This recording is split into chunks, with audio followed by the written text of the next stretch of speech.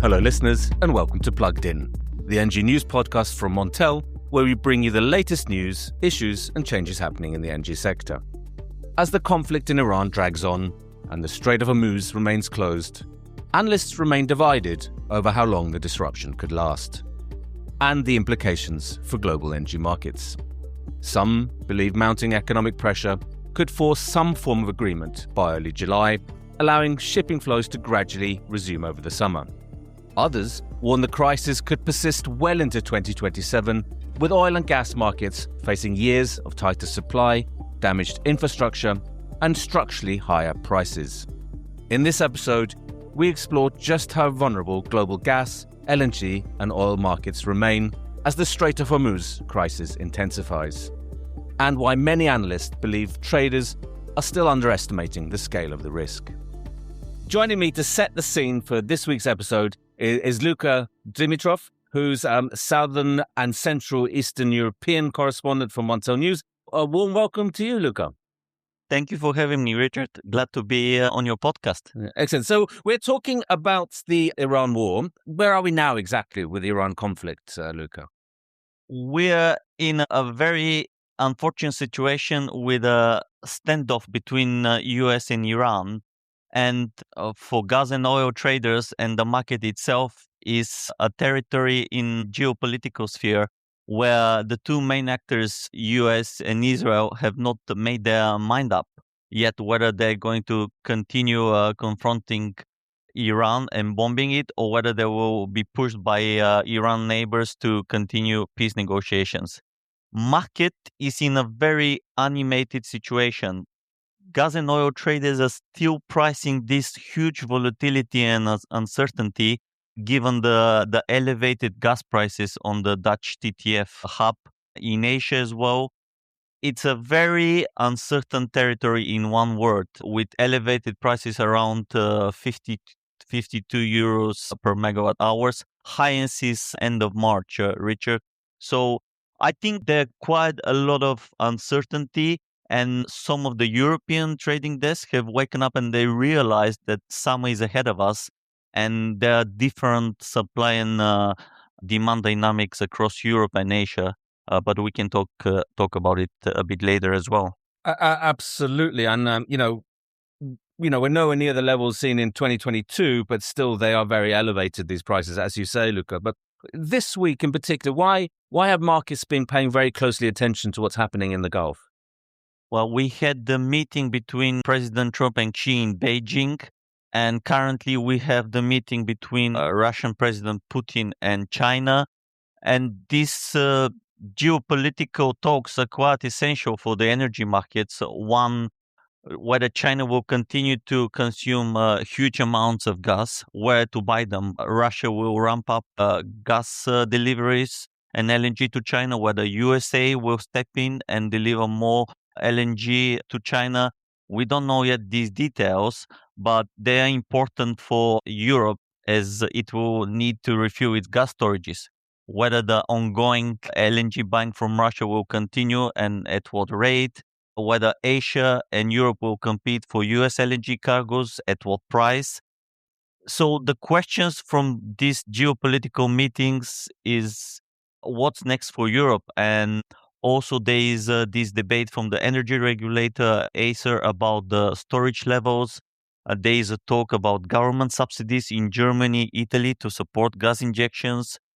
So there is a bit of politics, economics, and geopolitics involved this week that kind of keep gas traders on their highest alert in terms of prices and deliveries. And that's very interesting, Luka. I think what are you hearing in terms of the duration of the conflict? What are analysts and traders telling you what they expect? To be fair, Richard, I haven't talked to a single trader that knows what's going to happen tomorrow.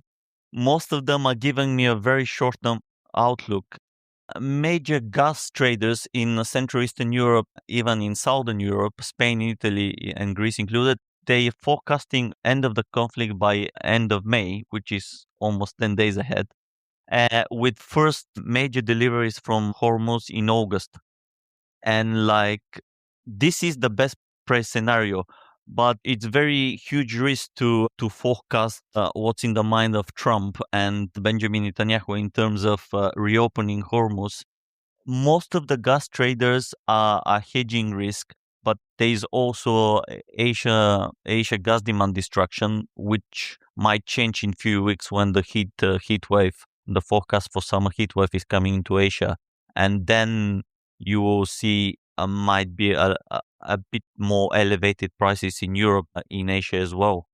So yeah, it all hinges on when the Strait of Hormuz will open and whether this terrible conflict will end. So, Luca, thank you very much indeed for setting the scene for us this week. You're welcome, Richard. So it's my great pleasure to welcome Henning Gloystein, director at Eurasia, back onto the pod. A warm welcome, Henning. Thanks. Great to be back, Richard. We were talking about 2 months ago, weren't we? Maybe a little bit less than 2 months ago. Are you at all surprised about how events have sort of turned out? I think anybody who hasn't been at some point in some form surprised about how things developed in the war in Iran would not be quite honest. So yeah, of course, we were surprised by quite a few of the events, the intensity, the on and off ramps, the negotiations that happen and they don't happen, what's happened in Strait of Hormuz and what's not happening. It's a real roller coaster, and unfortunately, it's not a very healthy one for the world economy. And that's, I think, we can discuss a lot about the impacts on what Trump will do, but the main problem is until this conflict is resolved, the world economy will suffer, and we unfortunately don't see an easy way to resolve this conflict at the moment. But to me, it's quite staggering. He's presented the Iranians with one of the biggest gifts ever, which is the closing of the Strait of Hormuz. That no one in the White House could ever have foreseen that this could have happened is sort of mind blowing, really. Yeah, talk about things actually that we were surprised by. So one of the aspects at Eurasia Group that we're proud of that we got right, but then also we got something wrong within that forecast is we did say in early 2026 that it was likely that the United States, probably together with Israel, would strike Iran at that stage. We said by April 2026. So wonderful, we got that right. But then we got something really wrong. And so the issue here is we'd heard from various sources in the US that the Pentagon and various parts of the military had advised Donald Trump, say, like, Mr. President, if you're going to attack Iran, you'd better put assets into the Strait of Hormuz because they might attempt to shut it down. And based on that information, we then, said that there might be limited strikes and the US would ensure that the Strait of Hormuz would in some form stay open. But for some reason, that advice wasn't adhered to. And here we are. So for all our amazing forecasting, we got that part wrong. And that means the impact that the Strait of Hormuz now has been shut for something like 10 weeks coming on now is really quite a damage to the world economy. And most analysts as well, not yourselves, but several expected this to be short-lived and that the straits would open. Why did they get this so wrong? Yeah, it's a good question. Some soul searching must be done once this is over. In the moment we're all in emergency management and trying to analyze what comes next. But once we're through this, it's like, what went wrong in the analysis? I reckon, as I said, there was an initial expectations that the US would make sure that the Iranians can't shut the Strait of Hormuz by putting naval assets into the Strait of Hormuz, which they didn't. Then a lot of analysts also forecast that if Iran was attacked again by the US and Israel, that these attacks would be limited like they were in the 12-day war in 2025, and that then because of that also Iran's response function would be limited as well. But then what happened is that the US, actually in particular Israel, took out almost the entire leadership of Iran. And then it turned out that Iran was actually capable, despite the loss of its leadership, to retaliate in very targeted fashion, because they had this policy of preparing. Like, if the leadership 1, 2, and 3 are killed, then number 4, 5, and 6 do X, Y, and Z. And that is what's happened. So everything was more severe and than we thought it would be. And here we are. And because of the severity of it, the conflict is unresolved. And then on top of that, of course, in Iran, although so many leaders have been killed, the actual structural regime, as the Western media would call it, is still in place. And seems quite entrenched. Absolutely. Yeah. And it's not giving any way. Yeah, absolutely. And where those missiles are, who knows? But for them, as we've said many times, in the media also says, like, so for Iran's leadership, survival is victory. So, and for the US, they can't achieve that without going much deeper, So the question is now whether Donald Trump finds a way for an off-ramp that people talk about, or whether he re-engages by resuming hostilities. But then we're really worried about, and not just we, I mean, NATO groups around the world are absolutely terrified what will happen if there's a resumption of hostilities. What would you say was the best case scenario here? Right now? Okay, so if peace breaks out tomorrow, then there is, I mean, and this is the positive news of this, there are very large international naval assets in the wider Gulf of Oman and the Arabian Sea already in place. The Europeans have put a lot of ships in place. China has a naval contingent, India as well. So if there was an agreement to cease hostilities that is semi-credible, an international naval group could move into the Strait of Hormuz very fast, make sure it's cleared from mines, and then allow for a resumption of shipping relatively quickly. With the shipping and naval sources we talked to, we reckon that could happen then, from the point where a peace is somehow established, 5 weeks, maybe 4. Why not faster? You do want to make sure that there's no mines. Because the fear of a mine is as bad as an actual mine almost. Yeah. Exactly. The last thing you want to say, everything's open and the chemical tank truck goes over. Oops. Yeah. So that's a real risk. And somewhat only, the United States doesn't really have strong minesweeping capabilities in the region. So you need other navies to do that. And then you have a congestion issue that, it's like a massive traffic jam. They don't just disappear, even if new roads reopen after major accident. So this thing would take some time. So we think from the point of a credible solution to the conflict, 5 weeks, maybe 4 weeks at very best. More realistically, 8 to 9 weeks, which basically means this summer. Yeah. And that, the way things have been fluctuating over the past 2 or 3 weeks, a credible peace seems a long way off. Yes. Yeah. So there's a few things, until we get there, even without a resumption of hostilities, there's some real risks here. So at the moment, more ships are getting out of the Strait of Hormuz than I think most people realize. So Eurasia put out a note on Friday last week saying that we reckon probably between 6 and 10 relatively big ships get through every day. Every day. Yeah. And I saw Lloyd's List has put out something similar recently. So there's a little bit more coming out, which probably helps explain why some of the worst fears of jet fuel shortages, of fertilizer shortages haven't quite yet happened. If you remember, there was a few weeks ago, people were saying like June, and that's not going to happen. But of course, it's not a permanent solution. This is like putting, Band-Aid on a giant wound. It's so the longer this goes on, at some point, something will break. And this is what we think is the biggest risk at the moment, is that at the moment, it seems like, we're getting by. China's oil imports have gone down, and the LNG imports are at 8-year lows, and Europe's somehow scraping by. Fine, until we're not. Until somewhere something really derails. Which could be what, for example?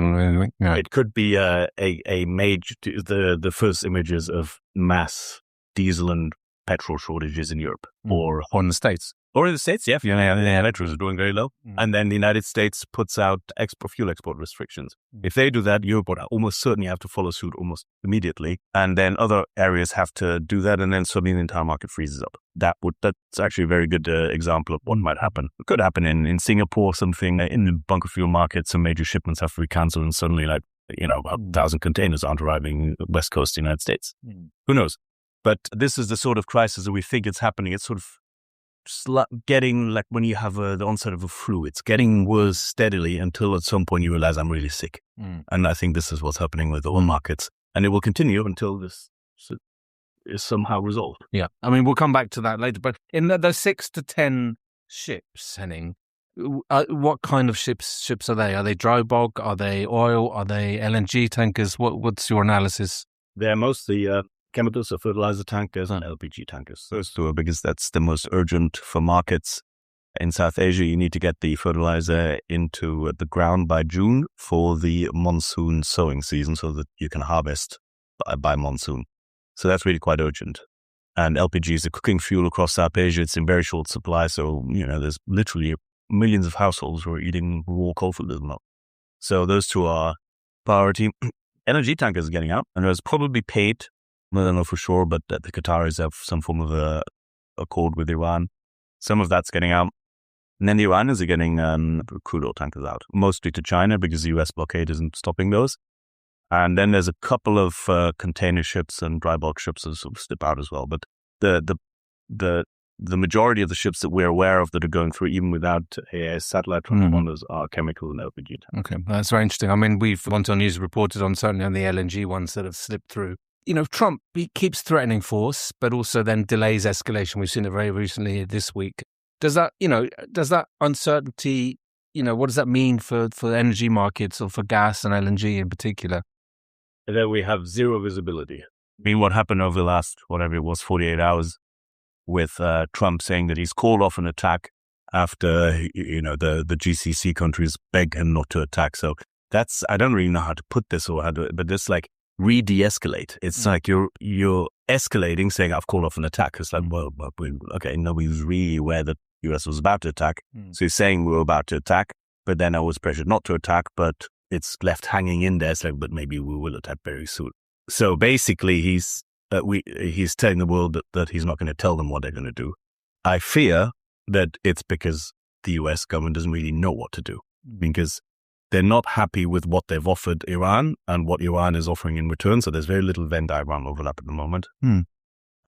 But at the same time, the US is feeling that without a major resumption of hostilities, they can't pressure Iran into anything else.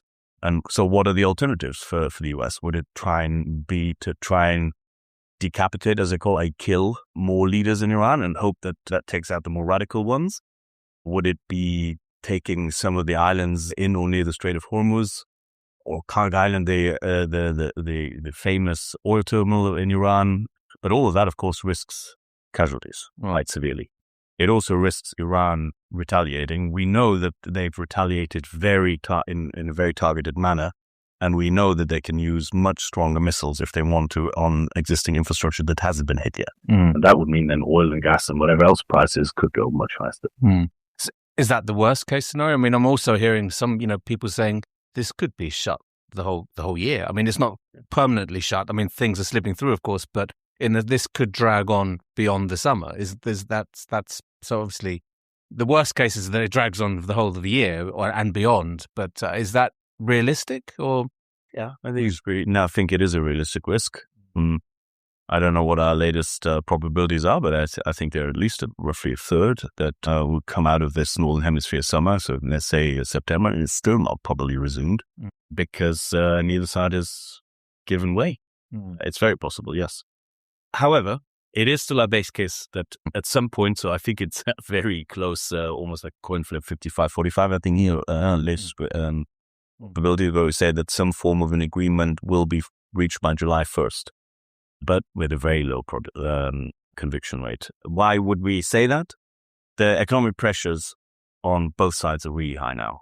The blockade is hurting Iran, and the economic situation in the world and the US is getting worse. Bond markets could wobble, the dollar could slide, the S&P 500 could take a hit, market suddenly changes its mind.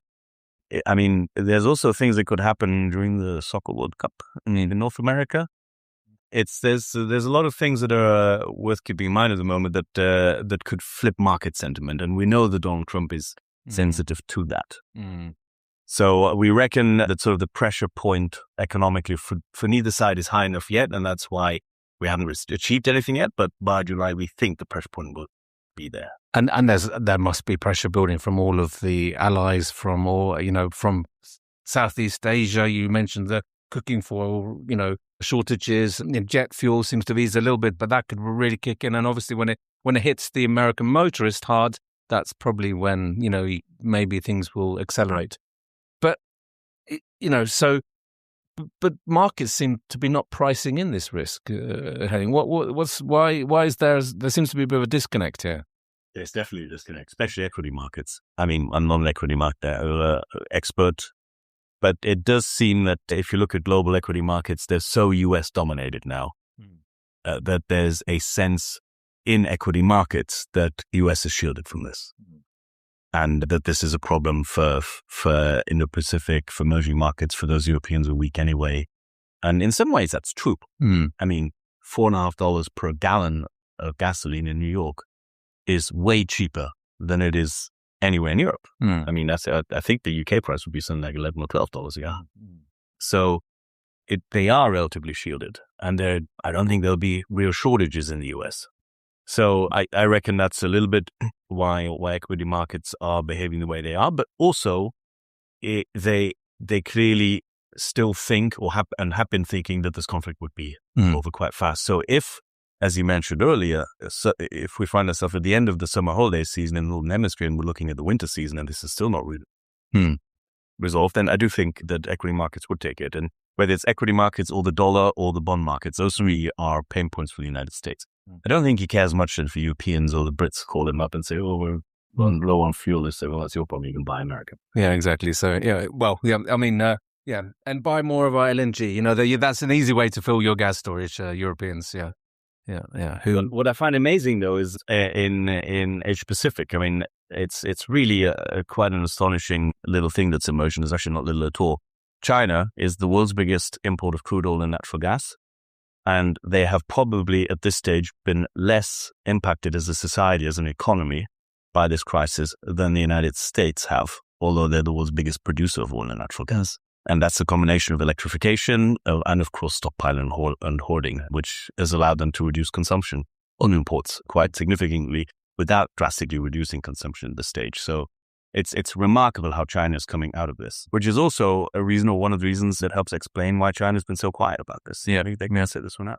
And they're probably burning more coal as well. But yeah, I mean, that was going to be my next question, really, Henning. I mean, in terms of China, it's quietly becoming one of the most important players in the story. Why is that? I mean, we've had Trump visiting Beijing. Now Putin is there as we speak.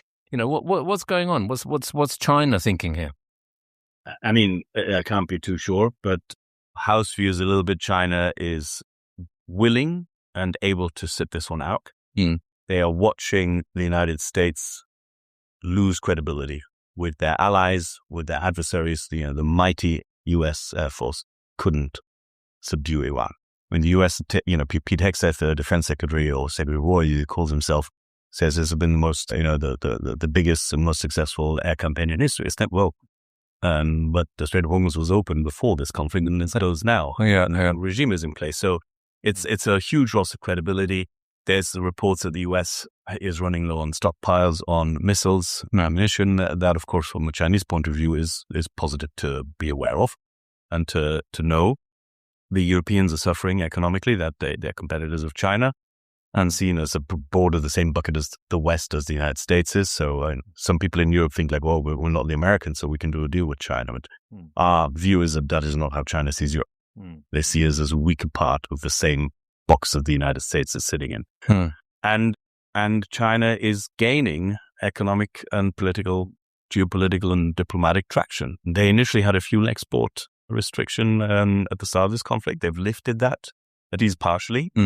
They've helped supply fuel to Australia, to parts of ASEAN, which is clearly, I mean, there's a political messaging here. It's like, we are hit by this crisis just like everybody else, but we are helping our friends. And the United States is not. So it's a stand back and let the US play this one out as badly as they are. Take a long-term benefit. And, of course, their energy and resource policy has been absolutely vindicated. At Eurasia Group, one of our top risks for 2026 was that China is going full down electrification of everything, while the US is wanting to build hydrocarbons into long-term supply chains. And they wanted to bully other trade partners and into doing that as well. China's path is the one that's winning. Electrification works, raising domestic supply, even in the short-term coal, and that it does work.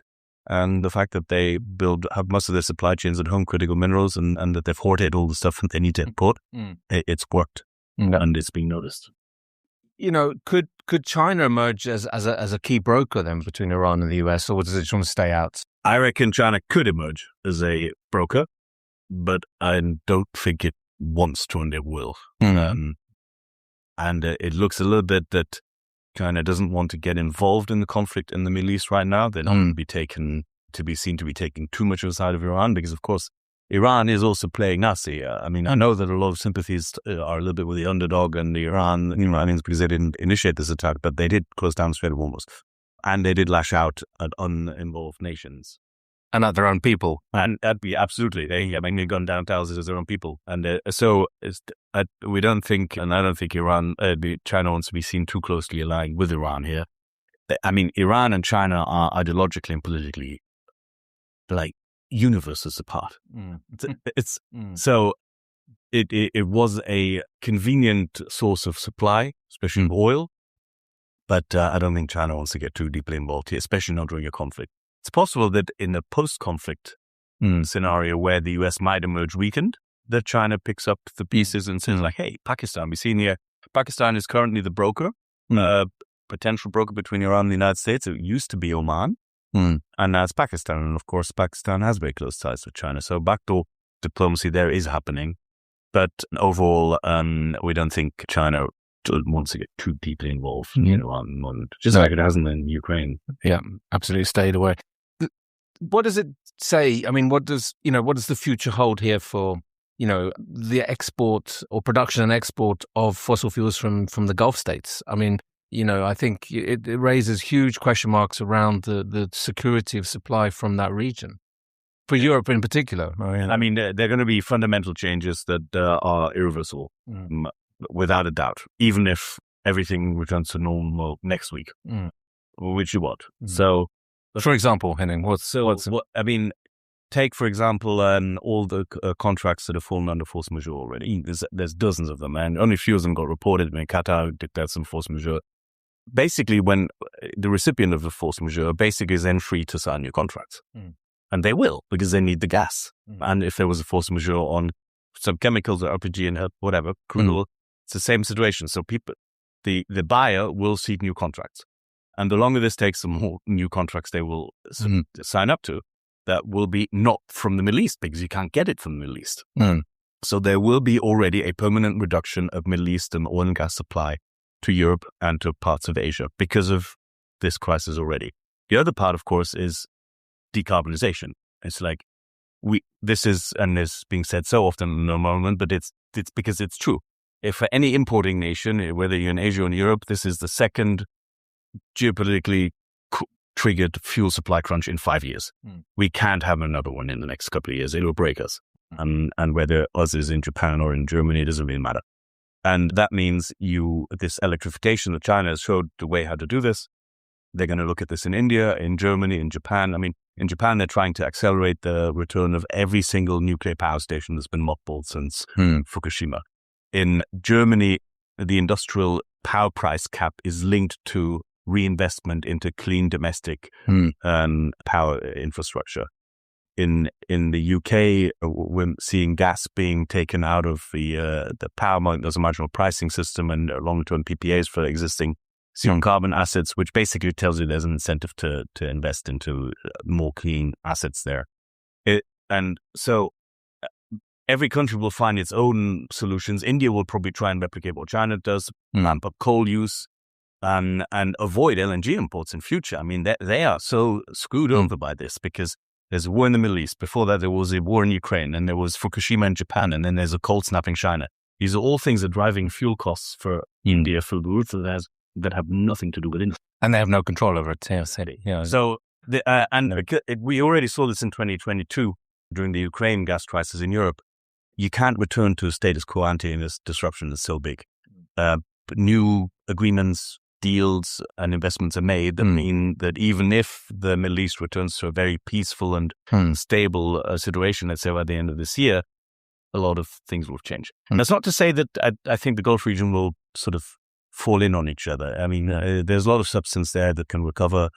They do have a lot of cheap and competitive oil and gas and chemical and aluminium supplies that the world wants to buy. So I think they'll recover, but it won't be quite on the scale as they were before. Yeah. And I think certainly Europe has set that ball in motion. There is an acceleration of renewables build out. If only then Europe can solve problems like, oversupply, negative prices, curtailment, and cannibalization and congestion. Those are the areas that need to be solved before we can really go full steam ahead.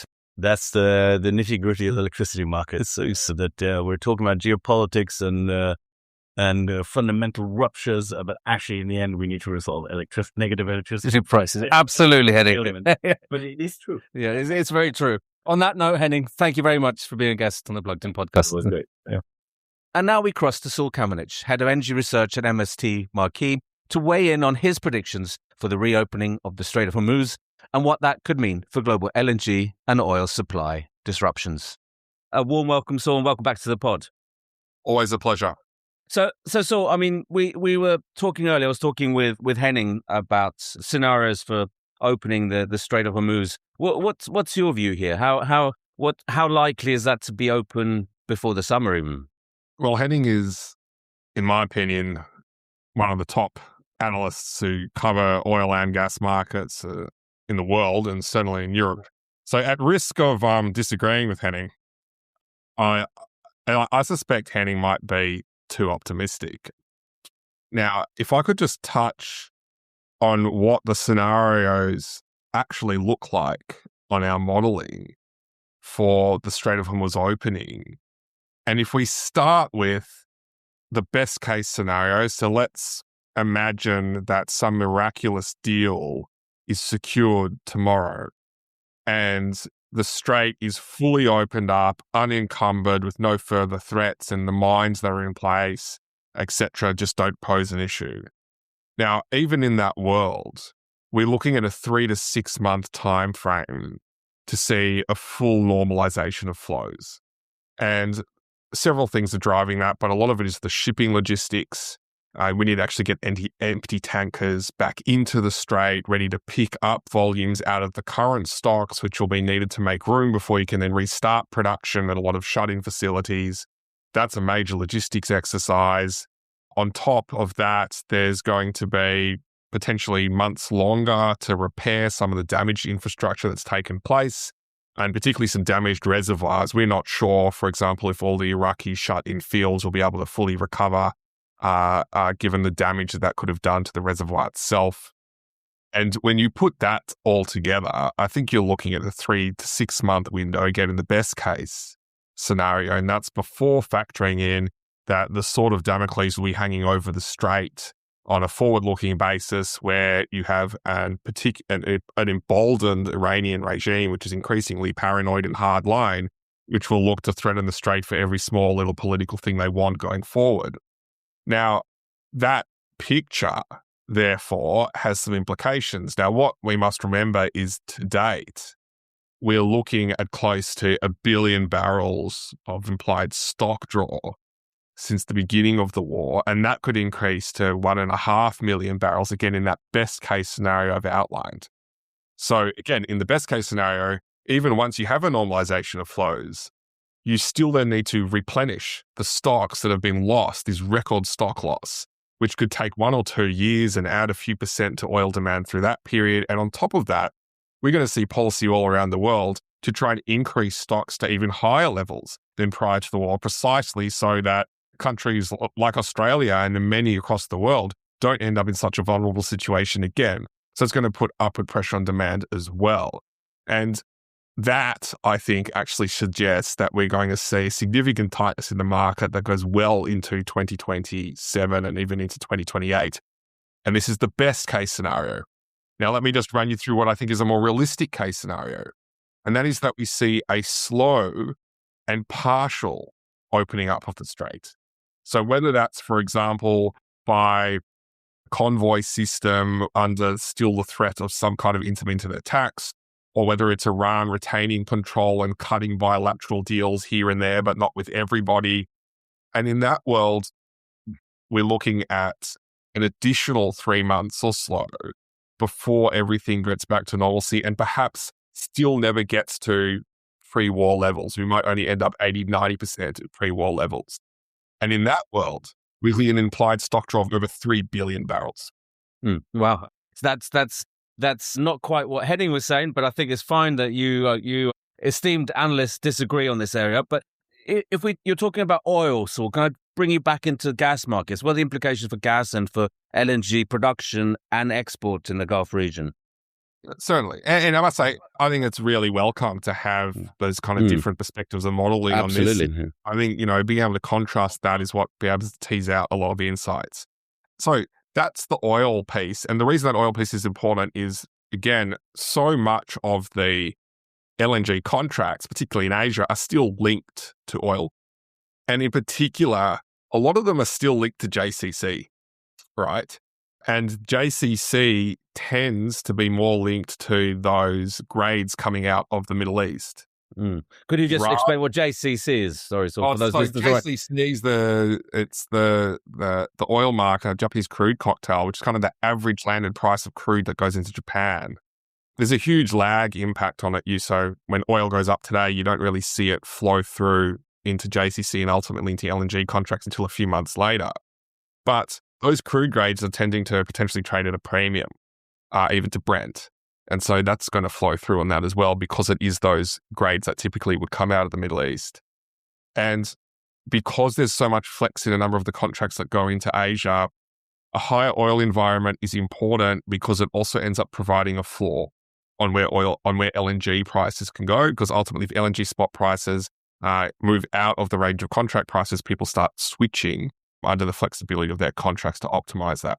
So let's go to LNG.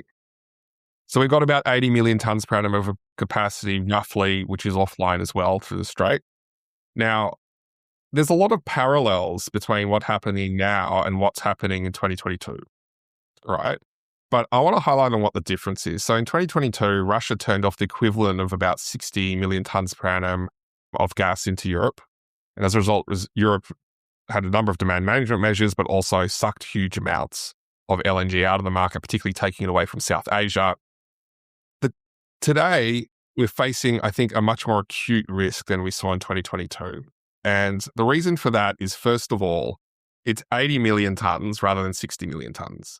Second of all, is in 2022, all the easy levers around the world to reduce gas demand were pulled to deal with that shortage. And they're not available to be pulled again. And so now you much more quickly end up in demand destruction territory and forced demand destruction rather than being able to be more focused on efficiency gains. And then lastly is, and perhaps most importantly, this time around, Asia is directly affected. So Asia was a secondary impact from the 2022 war with Ukraine. But now these are LNG volumes which directly went into Asia.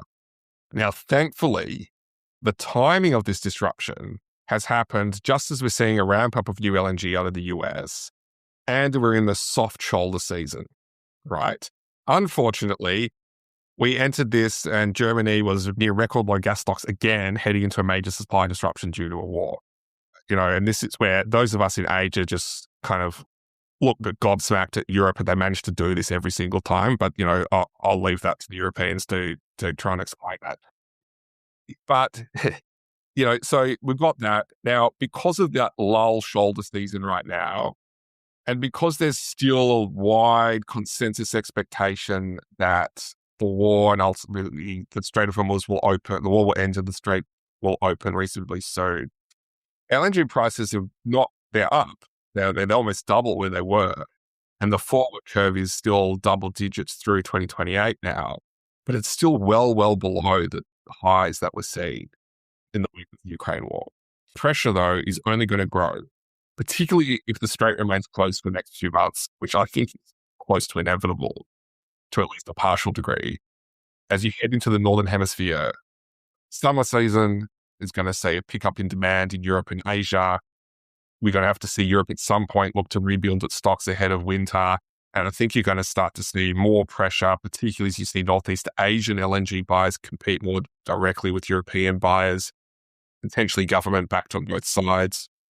And that could see upward pressure on LNG pricing over the course of the next 3 to 6 months. Again, even in the better case scenarios regarding the Strait of Hormuz. So if we look at European gas price at the moment, they're sort of, for the front months on the forward curve, they're around 50 euros per megawatt hour on the TTF, the Dutch TTF. Is the market pricing this huge amount of risk that you're talking about here? So it doesn't seem to be. I'd agree. I don't think the market on both the oil side and the gas side are pricing in the scenarios here. I think they're pricing in best case scenario outcomes for the most part, and not really factoring in both the amount of time it will take for flows to normalize even in that best case scenario, let alone worst case scenarios regarding how the war plays out. And we haven't even covered the doomsday scenarios where a war kind of more kinetic action actually takes place and more infrastructure is directly hit and damaged, which will then knock it out for years. And that brings you to that on the LNG side of the equation. We've obviously, those Iranian attacks on Ras Laffan in Qatar earlier on in the war, those were kind of random attacks. So for those of folks who haven't seen an LNG plant, they're massive, right? They're these huge structures of steel, several basketball courts in size. What those two missiles hit when they hit the two trains was the one quite relatively small piece of kit on both trains called the cold box. This is the key heat exchanger, essentially cools the gas down to liquefied natural gas. That's the one piece of kit on an LNG train that is not easy to replace, which is not available off the shelf, which has multiple year lead times. And so those were deliberately targeted, which it knocks out 14 million tonnes per annum of Qatari capacity for 3 to 5 years. And that's why Qatar was able to come out so quickly. This wasn't optics. This was they realized the most difficult piece of kit to replace has now been knocked out. It's likely there's been some residual damage on some of the trains, not those two trains, but neighboring trains there as well. And this is really high precision kit, which means it will take longer to restart. So you put, the market can manage 14 million tonnes per annum knocked out for 3 years, given the increased supply that's coming out of the US.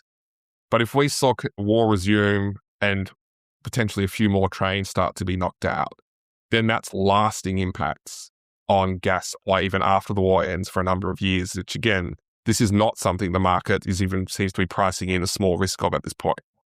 So when would you expect potentially market, gas prices to rise again? I mean, you're talking about potentially summer when, the optics aren't that great. The end of the war doesn't look any closer. And then could we see, TTF prices going up to 70, 80, even up towards 100?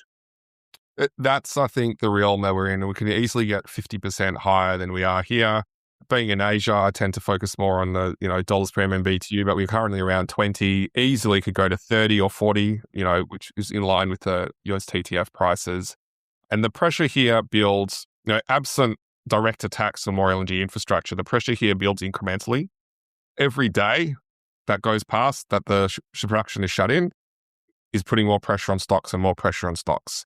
And I think we're going to see that just incrementally build over the next few months. And really, by the time we get to, if you fast forward, say 3 or 4 months, and we're at a point now where we're getting more of a peak in demand and European stocks are staying relatively low and well below the average, then you're going to start to see, more panic ultimately set in the market, because now we have to worry about how do we get through winter, particularly if we're not sure the Strait of Hormuz will even be open by winter at that point either. So that's not a best, I think best case scenario, we avoid that. But that is a very realistic scenario that's still on the cards, which could see prices, I think remain, again, 50% elevated from current levels easily. I mean, that's fascinating stuff. And in the way that, the market isn't pricing in this huge geopolitical risk, it seems to be underestimating what's happened, particularly, in the Gulf, not only the Gulf, but in other areas as well.